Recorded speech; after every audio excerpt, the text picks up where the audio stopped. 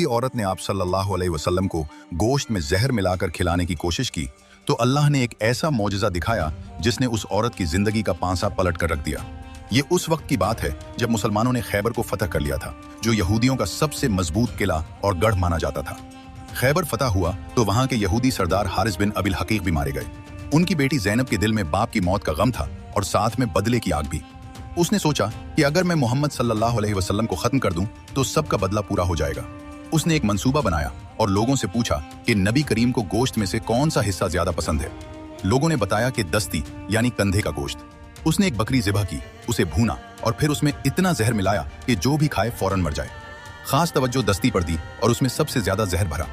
फिर वो नबी करीम की खिदमत में हाजिर हुई और अर्ज किया कि ये हदिया है, कबूल फरमाएं। नबी करीम हमेशा हदिया और तोहफा कबूल फरमाते थे। अभी नबी करीम ने गोश्त मुंह तक ले जाया ही था और नवाला चब्बा ही रहे थे कि अल्लाह की कुदरत से उन्हें बताया गया, रुक जाओ, इसमें जहर है। कुछ रिवायात के मुताबिक गोश्त का टुकड़ा खुद बोल उठा और कुछ के मुताबिक आप सल्लल्लाहु अलैहि वसल्लम पर वही नाजिल हुई और नबी करीम ने चबा कर थूक दिया था। लेकिन अलमिया ये हुआ कि एक सहाबी हजरत बशर बिन बरा रजी अल्लाह अन्हु जो साथ बैठे थे, वो पहले ही एक लुकमा खा चुके थे। जहर इतना तेज था कि वो फौरन बीमार पड़ गए और कुछ अरसे बाद शहीद हो गए।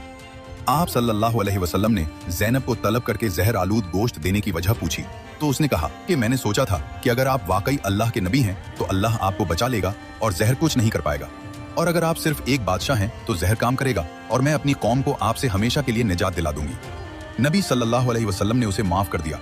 लेकिन जब हजरत बशर रजी अल्लाह अन्हु शहीद हुए तो ये मामला सिर्फ नबी सल्लल्लाहु अलैहि वसल्लम का न रहा, ये एक सहाबी के खून का मामला बन गया और उनके घर वालों ने कसास मांगा, यानी जान के बदले जान, जो उनका शरई हक था, और फिर उसे कत्ल किया गया।